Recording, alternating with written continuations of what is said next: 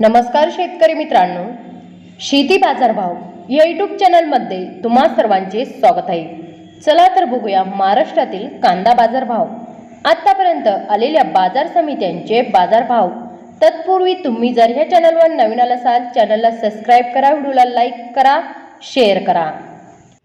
चंद्रपूर गंजवड बाजारपेठ कैम दर 2700 रुपये क्विंटल, सर्वसाधारण दर 3000 रुपये क्विंटल, जास्तीत जास्त दर 3200 रुपये क्विंटल।